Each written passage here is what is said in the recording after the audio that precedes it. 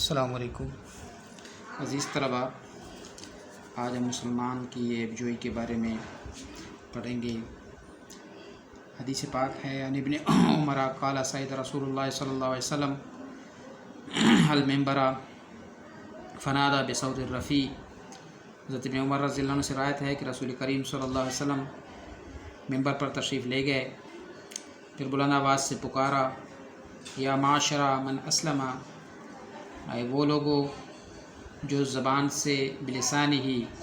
زبان سے اسلام کا اقرار کر چکے ہو، من اسلم بلسانہ، کہ جو زبان سے اسلام کا اقرار کر چکے ہو، ولم یفض الایمان الی قلبہ، مگر ایمان ان کے دل تک نہیں پہنچا، لا تؤذوا المسلمین، تم مسلمانوں کو اذیت نہ دو، ولا تعیروہم، اور انہیں عار نہ دلاؤ،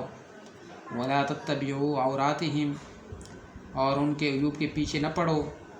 فإنہ من یتبع عورت اخی المسلم، کیونکہ جو کوئی اپنے مسلمان بھائی کے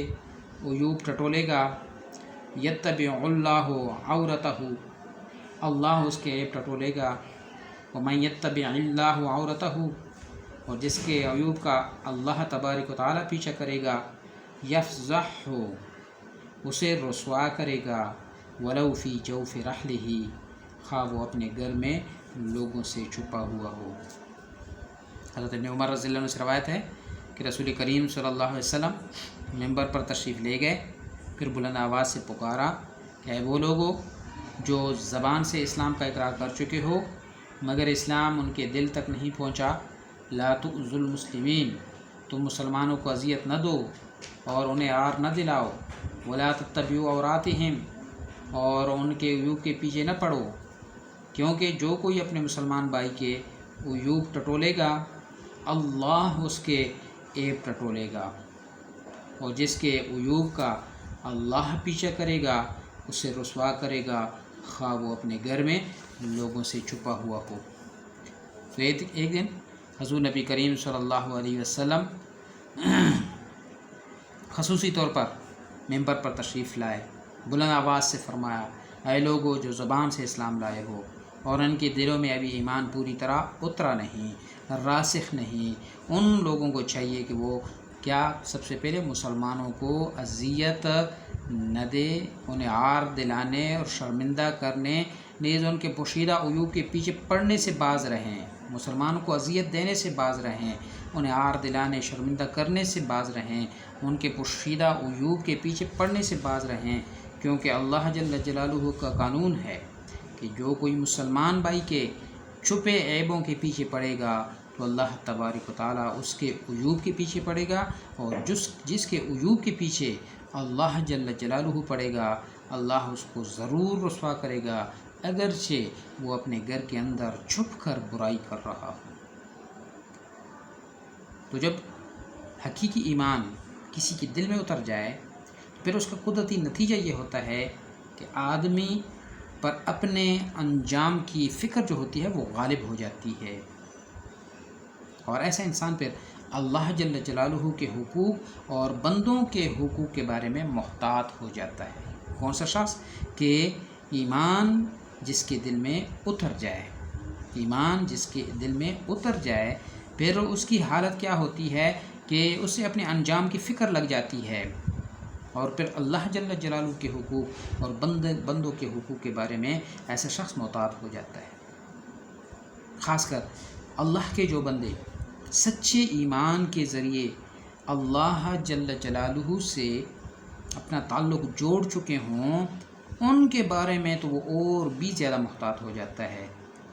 اللہ کے ولیوں کو، اللہ کے سچے بندوں کو، دیندار لوگوں کو، ان کو ستانے، ان کا دل دکانے اور ان کی پچھلی برائیوں کا ذکر کر کے ان کو شرمندہ کرنے اور ان کی زندگی کے چھپے ہوئے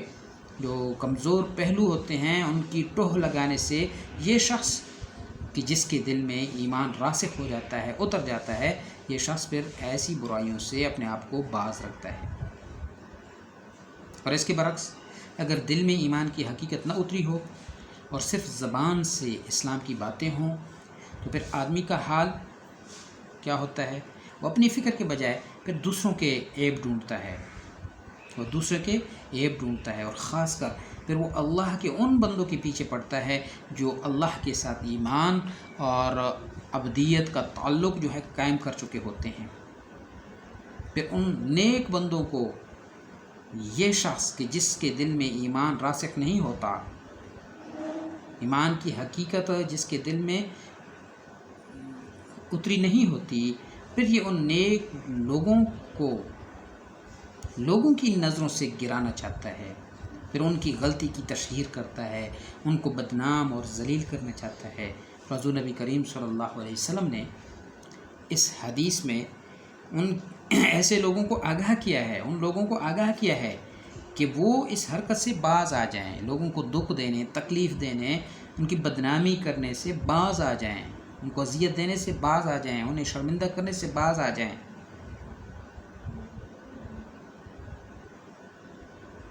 اور اگر وہ باز نہیں آتے تو پھر کیا ہوگا؟ آخرت سے پہلے اس دنیا میں ان کو اللہ تبارک و تعالیٰ ذلیل کر دیں گے، کہ اگر وہ اپنے ان حرکات سے باز نہیں آتے پھر کیا ہوگا کہ اللہ جل جلالہ ان لوگوں کو اس دنیا میں ذلیل کر دیں گے۔ تو اس حدیث پاک میں جو احکام دیے گئے ہیں کہ مسلمان کو اذیت نہ دی جائے، اور اذیت کی جو ہوتی ہیں بہت سی صورتیں ہوتی ہیں، زبان سے اذیت، ہاتھ سے اذیت، رویے سے اذیت۔ تو حضور نبی کریم صلی اللہ علیہ وسلم نے ارشاد فرمایا کہ جس شخص نے نماز ادا کی، کسی مسلمان کو اذیت نہ دی اور حلال روزی کھائی، ایسا شخص کیا ہے؟ جنتی ہے، ایسا شخص جنتی ہے۔ آپ صلی اللہ علیہ وسلم فرمایا المسلم من سلم المسلمون من لسانہ و یدہ، کہ مسلمان وہ ہے کہ جس کی زبان اور ہاتھ سے دوسرے مسلمان محفوظ رہیں۔ اور آپ صلی اللہ علیہ وسلم فرمایا مومن وہ ہے کہ جس کی اذیت اور شر سے دوسرے مسلمان محفوظ اور مامون ہوں۔ اور آپ صلی اللہ علیہ وسلم نے ہمسائے کو بھی کسی طرح کی اذیت دینے سے منع فرمایا۔ آپ صلی اللہ علیہ وسلم نے 3 مرتبہ فرمایا خدا کی قسم، خدا کی قسم، خدا کی قسم وہ شخص مومن نہیں۔ تو جب پوچھا گیا کہ یا رسول اللہ صلی اللہ علیہ وسلم کون شخص ایمان سے محروم ہے، کون شخص مومن نہیں ہے، تو آپ صلی اللہ علیہ وسلم فرمایا ایسا شخص کہ جس کا ہمسایہ اس کی شرارتوں سے محفوظ نہیں، وہ شخص مومن نہیں کہ جس کا ہمسایہ اس کی شرارتوں سے محفوظ نہیں۔ دوسری حدیث میں آپ صلی اللہ علیہ وسلم فرمایا جو شخص اللہ اور یوم آخرت پر یقین رکھتا ہے وہ اپنے ہمسائے کو اذیت نہ دے۔ تو آپ صلی اللہ علیہ وسلم کی معاشرتی اصلاح کی حکمت عملی کی یہ ایک خوبی ہے کہ آپ صلی اللہ علیہ وسلم نے ہر شخص سے فرما دیا، ہر شخص سے فرما دیا کہ وہ اپنے ہمسائے کو اذیت نہ دے، اذیت نہ دے، اس کا احترام کرے، اور اس کا احترام اس پہ واجب ہے۔ اور جب ہر شخص اپنے ہمسائے کا خیال رکھے گا تو پھر کیا ہوگا؟ ہر کوئی دوسرے سے محفوظ اور مامون ہو جائے گا، کیونکہ ہر کسی کا کوئی نہ کوئی ہمسایہ تو ہوگا۔ میں کسی کا ہمسایہ ہوں تو کوئی میرا ہمسایہ ہے۔ جب ہر ہمسایہ دوسرے ہمسایہ کا خیال رکھے گا تو پھر کیا ہوگا کہ وہ دوسرے سے محفوظ اور مامون ہو جائے گا، دوسروں کے شر سے محفوظ ہو جائے گا۔ تو اذیت دینے کی بہت سی صورتیں ہیں، زبان سے اذیت دینا ہے، ہاتھ سے اذیت دینا ہے، اس میں ہاتھ پائی آ جاتی ہے، کسی کمزور کو باقاعدہ جسمانی طور پر مارنا، کسی کو قتل کرنا، اس کے اعضاء و جوارح کو نقصان پہنچانا، یہ سب کچھ ہاتھ سے اذیت دینے میں شامل ہے۔ اور کسی بھی طرح کی زیادتیاں روکنے کے لیے پھر آپ صلی اللہ علیہ وسلم نے آخرت کی مسئولیت یاد دلائی۔ کیا نبی کریم صلی اللہ علیہ وسلم نے پوچھا مفلس کون شخص ہوتا ہے؟ مفلس کون شخص ہوتا ہے؟ تو لوگوں نے کہا کہ مفلس تو وہ ہوتا ہے کہ جس کے پاس مال و دولت نہ ہو۔ آپ صلی اللہ علیہ وسلم نے فرمایا نہیں، حقیقی مفلس وہ شخص ہے کہ قیامت کے روز وہ نمازوں، روزوں اور عبادات کے ساتھ آئے گا، لیکن اس نے کسی کو گالی دی ہوگی، کسی کو مارا ہوگا، کسی کا مال کھایا ہوگا، کسی کا خون بہایا ہوگا، کسی کو جسمانی طور پہ مارا ہوگا، تو اللہ جل جلالہ اس شخص کی نیکیاں جو ہیں وہ متاثرہ شخص کو دے دے گا، جس کو مارا ہے اس کو دے دے گا، جس کا مال کھایا ہے اس کو دے دے گا، جس کا خون بہایا ہے اس کی نیکیاں اس کو دے دی جائیں گی، جس کو جسمانی طور پہ مارا ہے تو اس کی نیکیاں لے کے اس کو دے دی جائیں گی، تاکہ حساب بے باک ہو جائے۔ لیکن ابھی حساب بے باک نہیں ہوا، ابھی سب کو اپنا حساب نہیں ملا، اور زیادتیاں کرنے والے کی نیکیاں جو ہے وہ اس سے پہلے ختم ہو گئیں۔ جس کا مال کھایا تھا اس کو کچھ نیکیاں دے دی گئیں، کسی کا خون بہایا تھا اس کو کچھ نیکیاں دے دی، کسی کو گالی دی تھی اس کو نیکیاں دے دی گئی ہیں، ہاں نیکیاں اس کی ختم ہو گئی ہیں۔ اور اب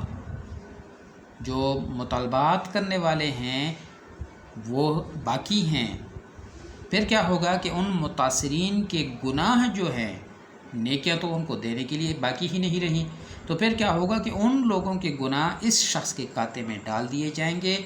اور پھر کیا ہوگا کہ نمازیں پڑھی ہوں گی، زکوٰۃ دیے ہوں گے، بدعت بجا لائی ہوں گی، تو یہ سارے نیک اعمال کرنے کے باوجود یہ شخص جہنم میں ڈال دیا جائے گا۔ تو یہ ہے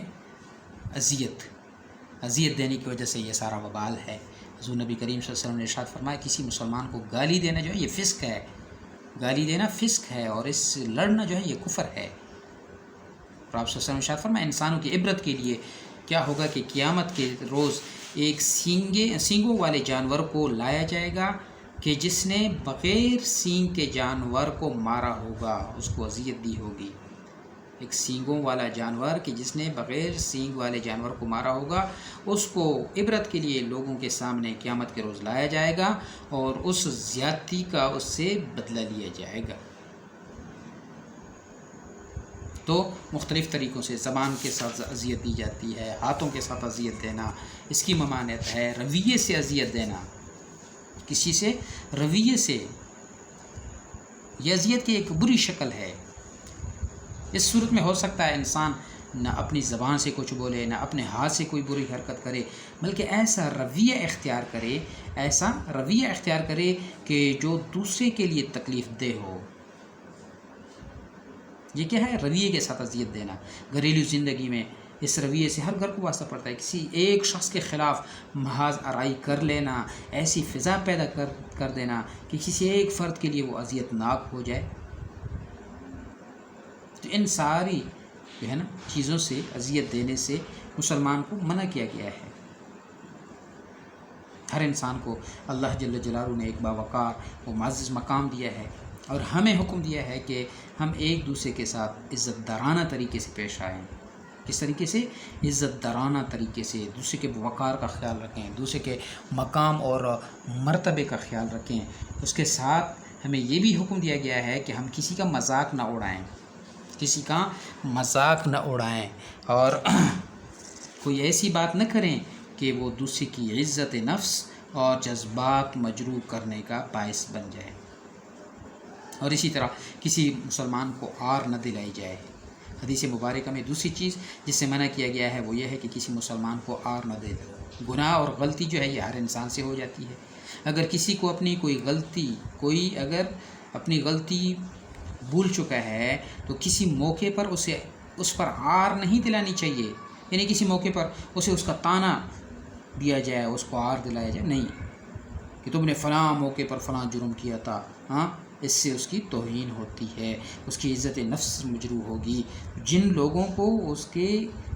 اس کمزور پہلو کا علم نہیں ہوتا، وہ بھی لوگ بھی اس کی اس کمزوری سے آگاہ ہو جائیں گے۔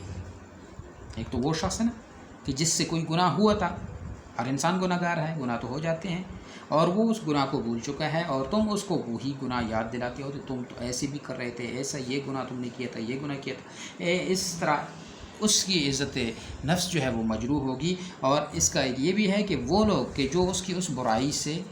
اس کمزوری سے واقف نہیں ہیں، ان کی علم میں بھی یہ بات آئے گی، اور اگر وہ اس گناہ کے کام کو چھوڑ اور بھول چکا ہے، اس کو چھوڑ چکا ہے، اس کو بھول چکا ہے، تو اس پر اسے آر دلانا یہ اخلاقی اور عقلی طور پہ بھی درست نہیں کہ جس گناہ کو وہ چھوڑ چکا ہے اللہ تعالیٰ